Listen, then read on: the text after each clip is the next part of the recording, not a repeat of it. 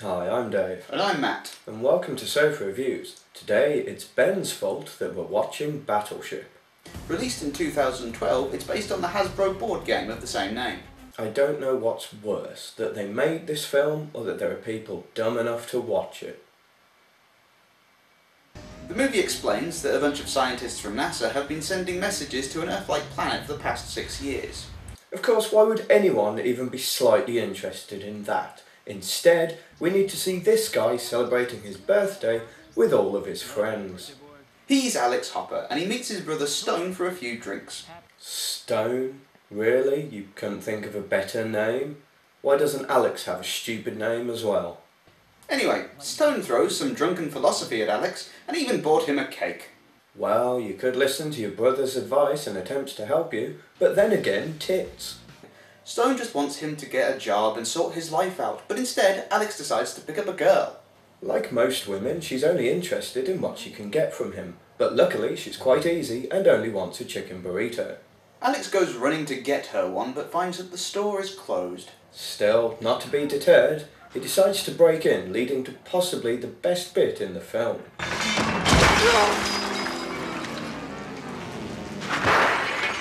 Having trashed the store, he decides to run back, only getting tasered on the way before giving her the burrito.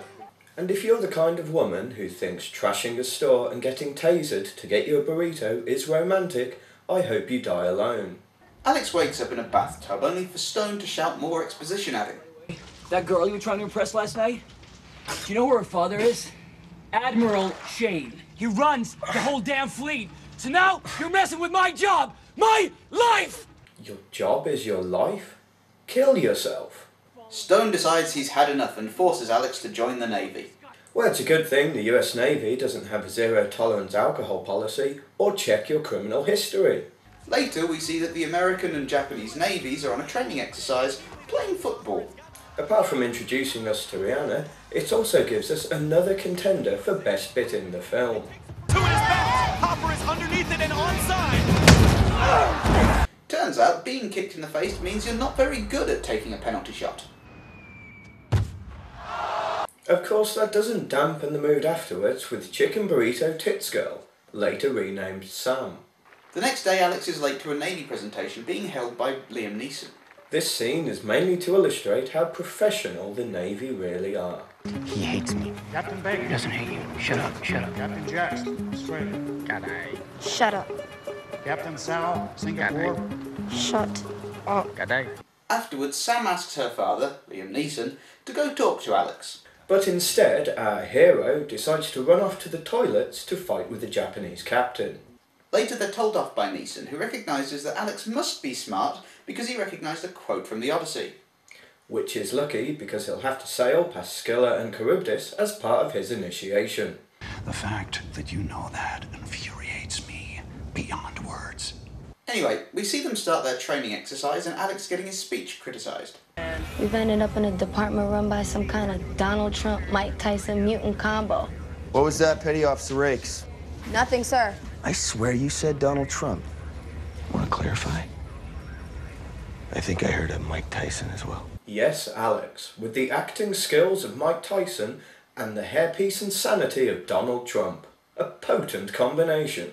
After seeing Alex and Stone discussing getting kicked out of the Navy, we cut to see what Sam is up to. It turns out she's physio and is helping a guy Mick with his 2 prosthetic legs. He's played by real-life Colonel Gregory Gadsden, who lost his legs in Baghdad, and now Sam is making him walk up a mountain so she can get a call from Alex.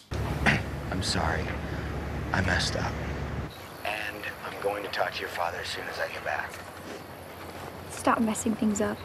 Wow, what a surprise. The guy who's been a constant fuck-up since the moment you met him messed something up. Elsewhere, the plot finally decides to show up as 5 spaceships approach Earth. Oddly enough, they're able to navigate the depths of space, avoiding asteroids, comets and black holes, but then can't avoid a spaceship with their incredibly fragile and brittle ships. NASA eventually manages to explain to the Secretary of Defense what has actually happened. You were saying that we sent out a signal and we got back an alien response. An alien response? How could that happen? It's literally one of the 2 possible responses we could have got. In the interest of balance, we do at least get to see the scientists being stupid as well. It isn't anything from this planet. How do we know that? Because it fell from space. How much more of a definition of not from this planet do you need? The Navy decide to investigate the ship that landed near them by sending a tiny boat with 3 people on it. Prepare to be boarded. He hops onto the alien ship and gets electrocuted, but luckily seawater is highly conductive and so he's fine. This forces the aliens to erect a giant force field, preventing any communications and anyone from entering or leaving. The ships reveal themselves to be a rather dull, generic-looking, Transformers-like block. The Navy blow their horn at the aliens, only for them to respond in the worst attempt at recreating Close Encounters of the Third Kind. Of course, because the aliens' horn was better, the Navy opened fire, casually starting war with so far peaceful aliens. The aliens destroy the ship that Alex's brother was on, killing everyone on board. Although they leave the other ships alone for a moment, clearly only attacking people that attack them first, despite outclassing the human ships. Alex is made a captain as all the other officers are killed. To demonstrate the intelligence we're continually told Alex has, he orders his damaged ship to charge head-on at the enemy that outclasses him without any support. The Japanese captain opens fire to try and help, but his ship is destroyed as well. Are the weapons ready? Sir, they have killed everything that's fired on. Yeah, it's almost as if they're defending themselves. Alex's crew persuade him to go and help the others who are stranded in the water, rather than pursue his quest for revenge.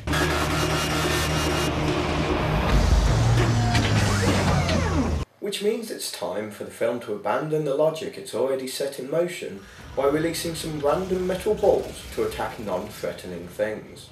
They are at least a bit interesting and original, as they attack a bunch of helicopters. And just rubbing in more how they're abandoning logic, it clearly marks the terrible threat that is a motorway. Sam and Mick are approached by police who tell them to leave the mountain before going off to get killed later on. And back on the ship, they've somehow found one of the aliens, despite none of the ships taking any damage.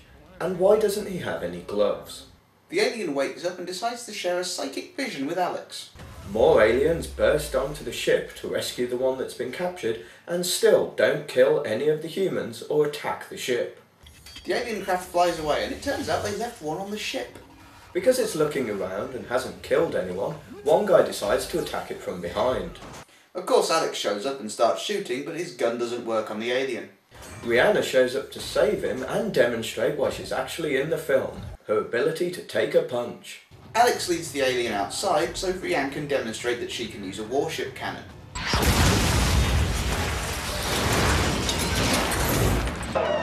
Get out of the wire to every squadron around the world. Tell them how to bring those sons of bitches down. Back on the mountain, Sam and Mick meet up with the scientist Cal, who is an utter moron. We sent out a beacon. Oh shit, is he a cyborg? They work out that the aliens are trying to contact their home planet. The most critical part of any military operation, establish communications, reinforcements. Or they could just be phoning to say not to bother coming to Earth because it's full of idiots who keep attacking them. One of the guys tells Alex that he thinks the aliens can't handle the sunlight, as he tried on their helmet and he has a pet lizard. Although because he has a pet lizard, he'd know that they love staying in the sun because it helps to raise their body temperature and so control their metabolism. Cal explains that they have 5 hours before the satellite is in place and the aliens will be able to send their signal. And they'll use it to slingshot their transmission. Slingshot where? I don't know, wherever it is they're from. You know where they're from. It's the planet you've been bombarding with Facebook friend requests and penis enlargement emails. Maybe that's why you think they want to destroy us. We then have the Japanese captain introduce the game of Battleships to us. Tsunami buoys. Tsunami buoys. You have them surrounding your island. It works by sensing water displacement, and the aliens are kind enough to stay in the water so that they can be tracked. They fire at the aliens and miss, this time the aliens retaliating not by shooting, but by charging at them. The aliens finally decide to fire, and Alex comes up with the incredible strategy of going into reverse. 2 of the alien ships get destroyed, as Cal manages to get a signal through the alien force field and to Alex. They're going to transmit a signal and establish communication. You need to destroy the facility. We have 4 hours. The 3rd alien ship shows up and manages to actually dodge about so they can't get a lock on it, yet for some reason it still doesn't bother shooting at them. They lure the ship to an island where they've set up sniper rifles and start shooting back. The sniper rifles easily destroy the windshield, which was presumably designed for the hazards of space and high-speed impacts, meaning the aliens are now blinded. They manage to destroy the third alien ship, only for the metal balls to attack their ship. Of course, because the ship was cut up and blown apart, everyone survives. Alex decides they've still got a chance as they can use the battleship from earlier in the movie. None of the crew know how to use the battleship, of course, but luckily the old guys are just hanging around for no apparent reason. Which leads to a pretty cool montage of a bunch of war veterans readying their battleship to AC/DC. The aliens continue being complete morons, allowing the battleship to damage the main ship, causing the force field to be lowered. Sam and Mick drive into the aliens to stop them sending their signal. Mick fights with a CGI alien until Cal shows up to save the day. They escape as the battleship destroys the satellite with their final round. A load of jets show up to finish the job off to finally bring this nonsense to a close. Later we see them celebrating at an award ceremony. I know your brother's dead, but have a small piece of metal. And finally, Alex is allowed a second chance to talk to Liam Neeson about marrying his daughter. And I am asking your permission to marry your daughter. No. Thankfully, Liam Neeson has standards, even if his daughter doesn't. And so the film ends with them going for a chicken burrito. And in conclusion, I have to say I enjoyed this movie a lot more than I thought I would based on the initial premise. Well, yeah, but you can't have been expecting a cinematic masterpiece from this one. Well, no, but you do get a fair bit of action against an alien threat, which is a bit of a leap from plastic pegs. Well, yeah, but I mean, you say threat, they're clearly not any good. They don't have any basic defences for their ships, despite being able to somehow get through space. They can't see in the sunlight, but their targeting systems don't work at night, and they can't even deal with the idea of moving and shooting at the same time. They're clearly morons who are stranded on the planet rather than an invasion force. Possibly, but then it's a nice point about the American military, about how maybe they're too quick to judge, and this might be how we react in a first contact scenario.